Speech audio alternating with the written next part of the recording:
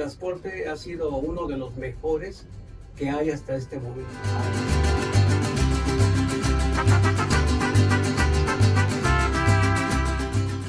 Das ist keine Touristenbahn, sondern einfach ein öffentliches Transportmittel, was zu vorher nicht leicht zugänglichen Wohngebieten geführt hat.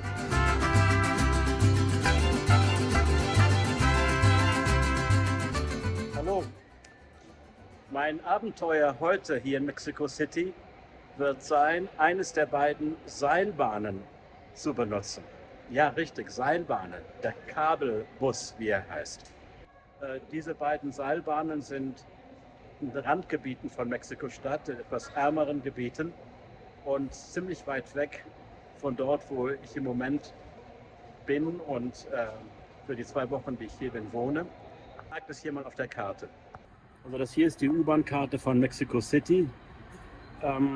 Als Tourist ist man meistens nur so in diesem Bereich und fährt ab und zu vielleicht mal runter nach Coyoacán in die Gegend hier, weil dort das Museum Frida Kahlo ist und Coyoacán hat auch ein sehr schönes Stadtzentrum.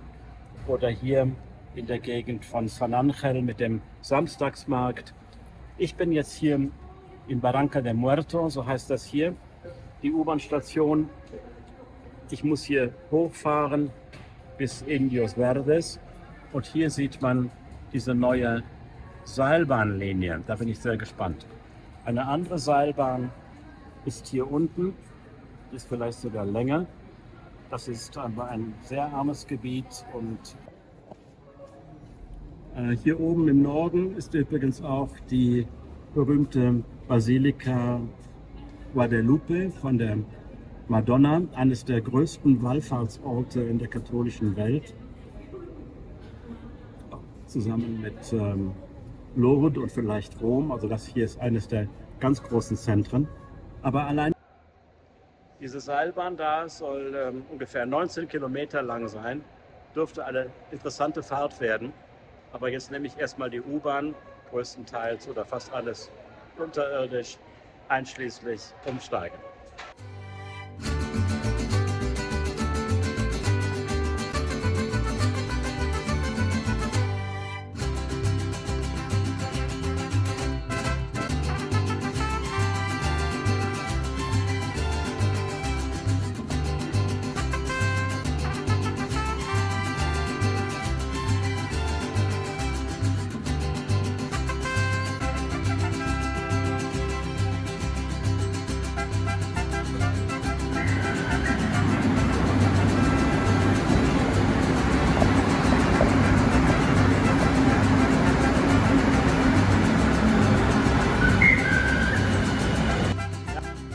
Um 12:30 am Mittag ist es noch nicht allzu voll. Die Mittagsessenszeiten hier in Mexico City sind erst so zwischen 2 und 4 am Nachmittag und deswegen sollte die U-Bahn nicht allzu voll sein. Umsteigen in Tacubaya auf die Linie 2.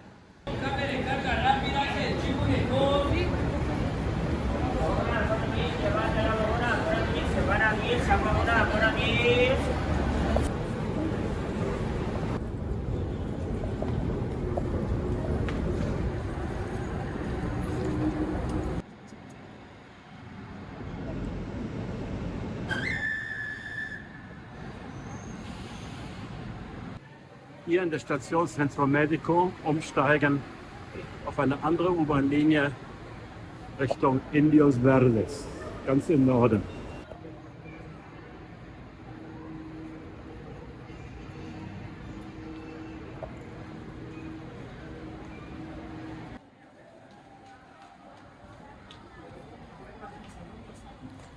Ab der vorletzten Station fährt die U-Bahn oberirdisch.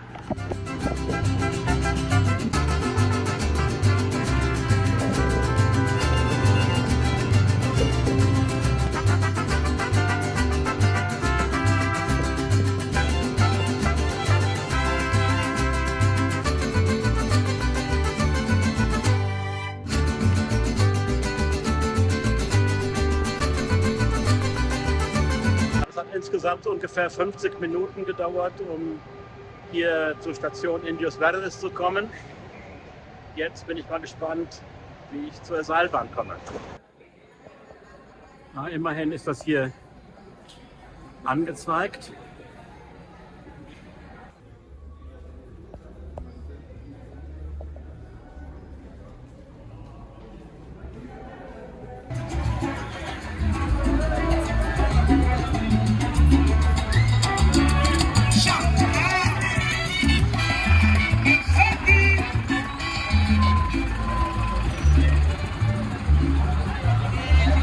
Am Ausgang direkt tiefstes Mexiko.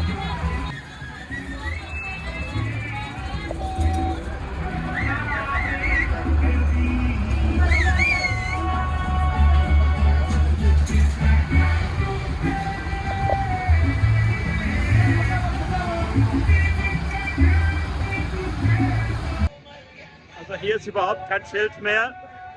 Der Ausgang war ein bisschen irreführend, aber ich werde das schon finden. Immer geradeaus wurde mir gesagt. Also los.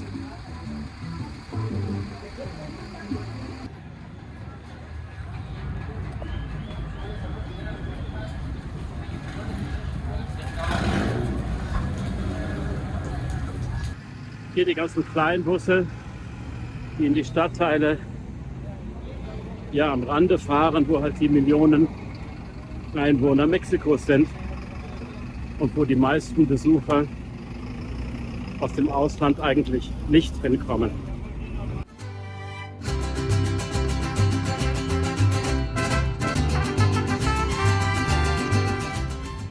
Ja, also nach etwa 5 Minuten gehen, hier also die Seilbahnstation.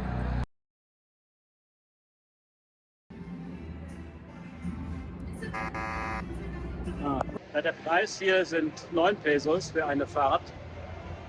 Leider ist es kein Verkehrsverbund. Also mit meiner Metro- und Metrobuskarte kann ich hier nicht fahren. Hier sind wir im Staat Mexiko, also muss ich hier eine neue Karte kaufen. Aquí tiene, caballero. Gracias. De nada, hasta luego. Aber mit 20 Pesos komme ich hin und zurück.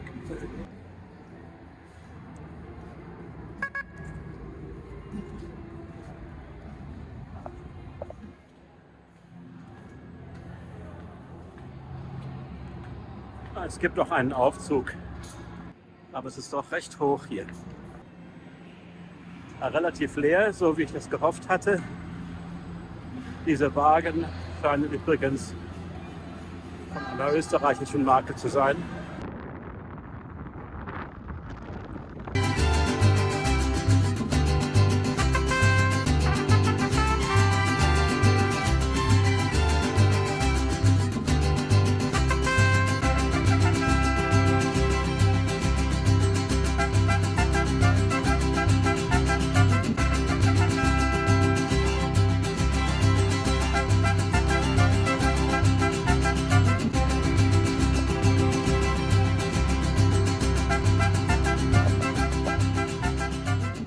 Diese Bahn hier wurde etwa 2021 eingeweiht. Man musste ein paar Mal umsteigen und insgesamt ist sie, glaube ich, 9 Kilometer lang, die Strecke.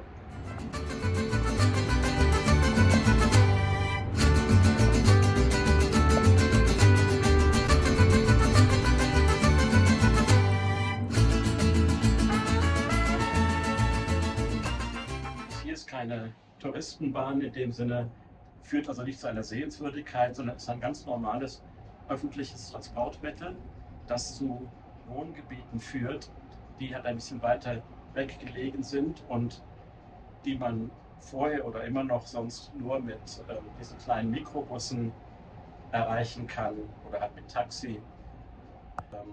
Also eine ganz gute Fortbewegungsart für Gegenden, die sonst nicht so privilegiert sind.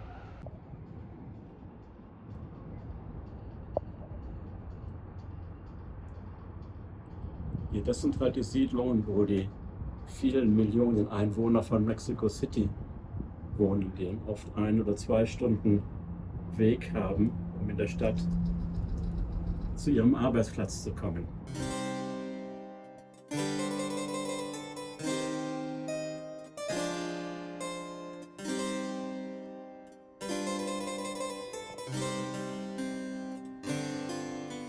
Hier die erste Umsteigestation. Hier auf diesen ganzen Dächern, diese schwarzen Dinger, das sieht überall in Mexiko, Mexiko-Stadt, das sind die Wassertanks.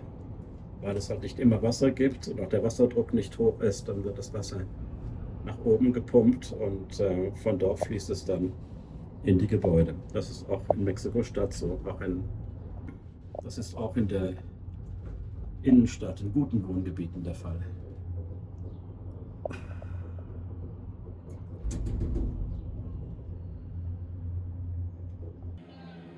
Diese Kabine fährt aber weiter, man muss also nicht in eine andere Bahn umsteigen.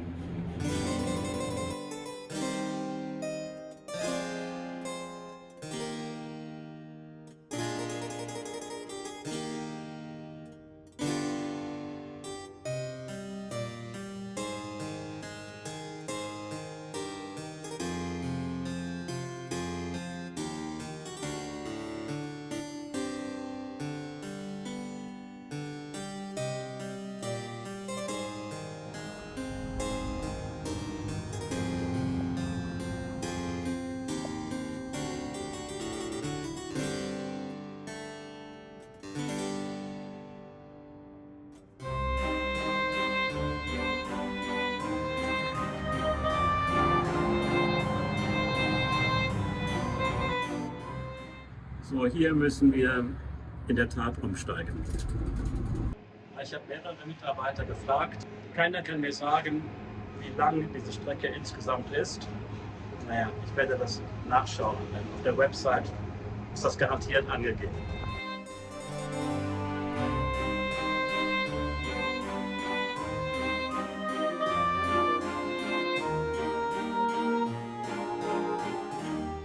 Hola. Hola. ¿Usted vive ahí arriba? Sí, vivo en la colonia Doctor Jorge Jiménez Cantú, que es la estación número 5. Ah, muy bien. ¿Y ese cable ha sido una mejora para usted? Es una mejora y es algo que no teníamos nunca hasta hace poco que lo tenemos, y este transporte ha sido uno de los mejores que hay hasta este momento. Ay, muy bien. ¿Y el precio, usted piensa que está bien? Está bien, que son 9 pesos Sí. por el viaje, Ujú. y para nosotros somos de la tercera, ya no pagamos. Ah, qué bien. Nomás presentamos la tarjeta de la edad y ya nos dejan pasar gratis. Cuando uno tiene 60 y más, ¿no? Ajá. Más adherencia. Sí. Ah, muy bien, bueno, gracias. No, de nada, estamos para hacerle.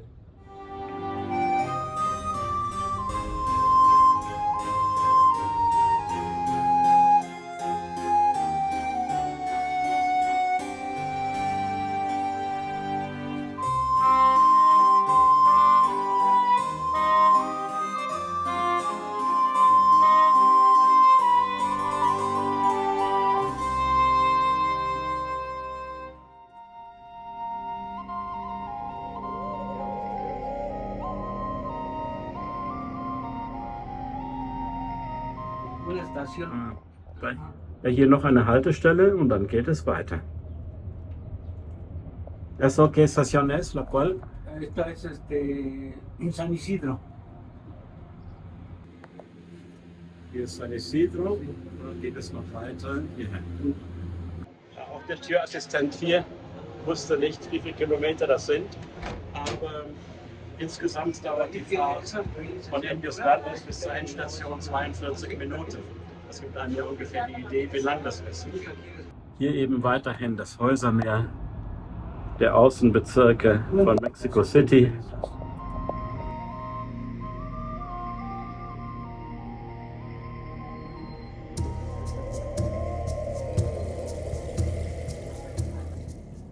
Hier bekommt man eine Idee, wie lang diese Seilbahn ist.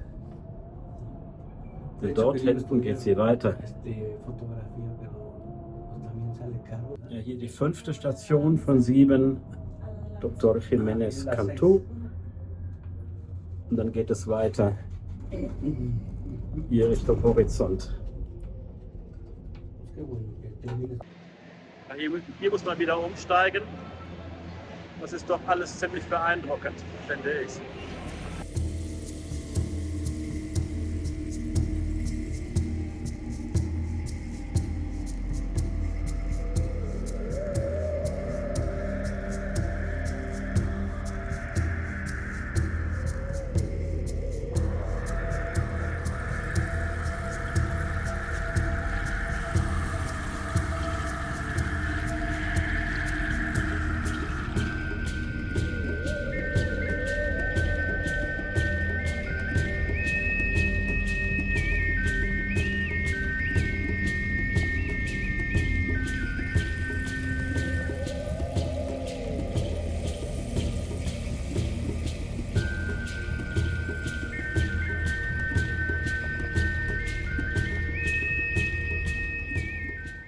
die 6. Station, La Mesa.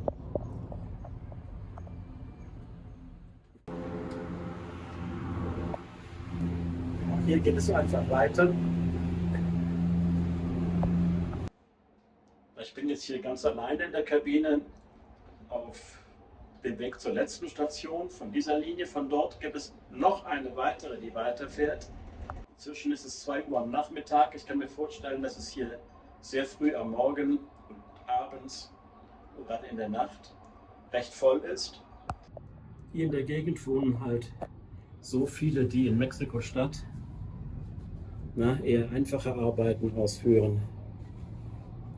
Chauffeure, Hilfspersonal, Restaurant, Kellner, halt die Massen, die so eine Großstadt benötigt. Hier ein leider total verschmutzter Wasserlauf.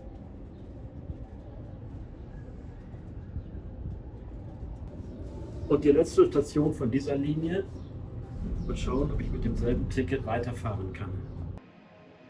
Ich kann offenbar problemlos mit der nächsten Linie, mit der roten Linie weiterfahren. Dann mache ich das mal.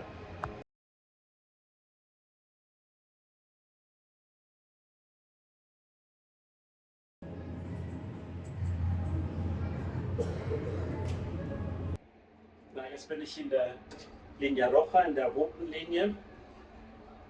Diesmal hat eine Mitarbeiterin gewusst, wie lange die ist. Die rote Linie ist 4,8 Kilometer lang und die andere, die ich gerade genommen habe, ist fast 10 Kilometer lang.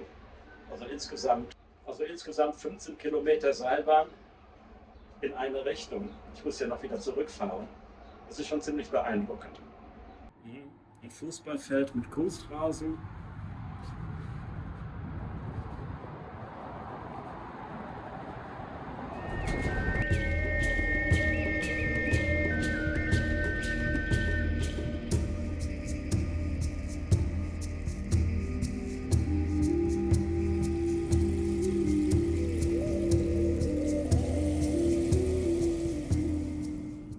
Hier die rote Linie wurde offenbar 2017 gebaut.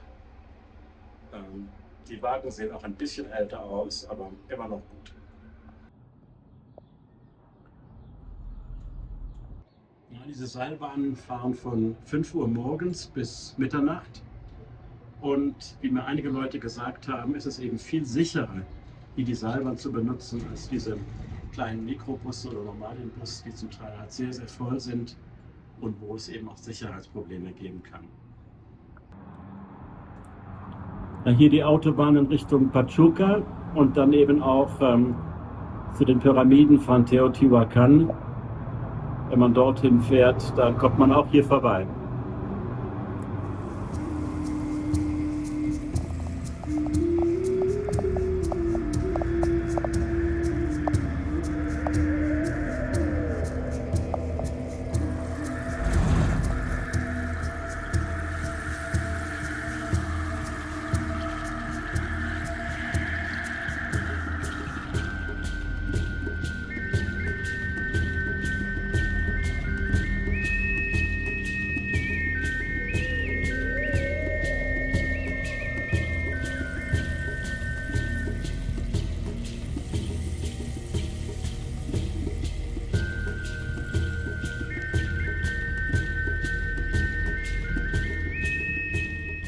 Na, jetzt fängt die Rückfahrt an. Oben an der letzten Station hier dieser roten Linie gab es eine Tafel mit etwas Information, das fand ich ganz interessant. Also die Höhe dieser 7. Station hier der roten Linie liegt auf 2354 Meter Höhe. Und diese Linie hier kann bis zu 3000 Personen pro Stunde befördern.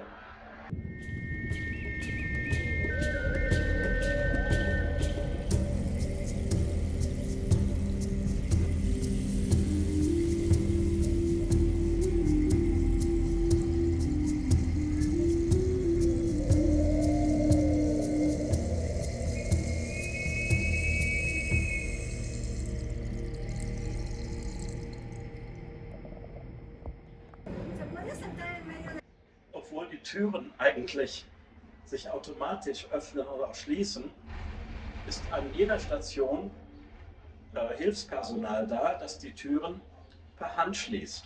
Ich habe gefragt, warum eigentlich? Die haben gesagt, na nun gut, damit nicht irgendetwas drin klemmen bleibt und dann deswegen vielleicht den ganzen Betrieb anhält. Nun, mag sein.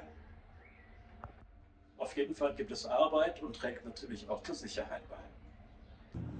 Immerhin gibt es auch in dieser Gegend ein großes Multiplex-Kino.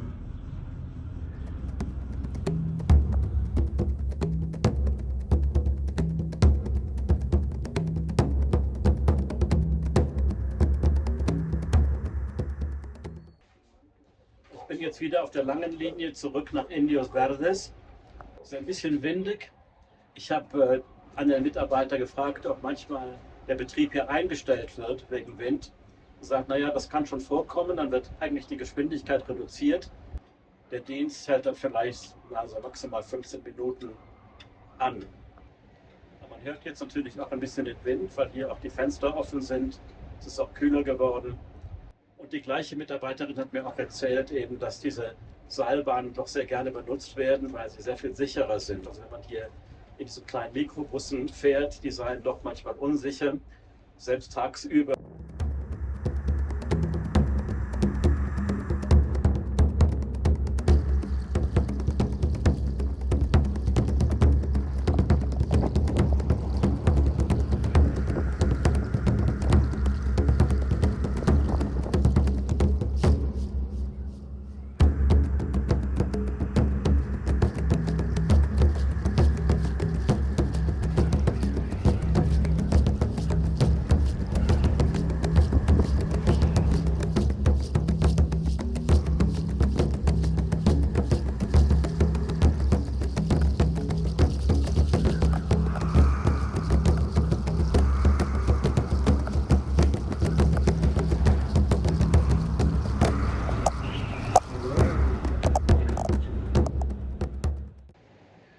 Es ist jetzt ein bisschen windig geworden, aber ein Herr in der Kabine, der jeden Tag die Bahn hier benutzt, sagt, es sei noch nie angehalten worden wegen Windes. Allerdings eine Mitarbeiterin an einer anderen Station sagte mir, dass es ab und zu schon vorkommt, zumindest verlangsamen sie dann die Fahrt. Aber Maximum sei es dann 10 Minuten, dass das angehalten würde.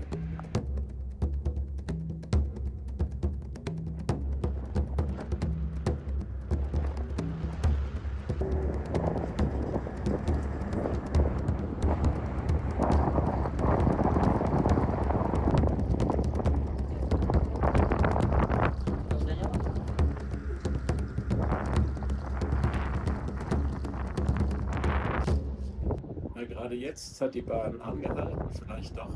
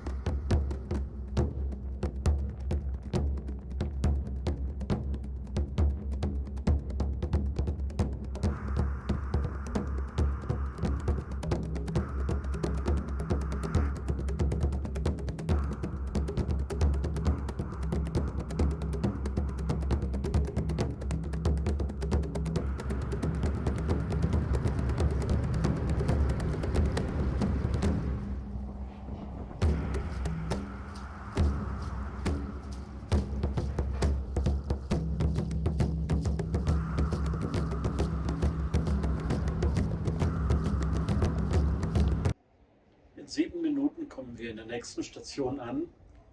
Die letzte, Indios Verdes, dort wo ich angefangen habe. Jetzt ist es aber schon 3:45 am Nachmittag. Das ist wirklich eine lange Strecke, aber hochinteressant. Es ist zwar eine lange Strecke, wenn man wirklich bis zum Ende fährt, Man muss es aber nicht machen. Also auch wenn man nur eine halbe Strecke fährt, bekommt man doch einen Eindruck davon, wie eben sehr, sehr viele Leute hier leben, Millionen leben hier in diesen Gegenden. Diese 2021 gebaute, sehr lange Linie ist wohl doch für viele Leute eine große Erleichterung. In diesen Kabinen hier haben 8 Personen Platz, aber in der Mittagszeit war ich wirklich meistens alleine oder mit 1 oder 2 anderen Passagieren.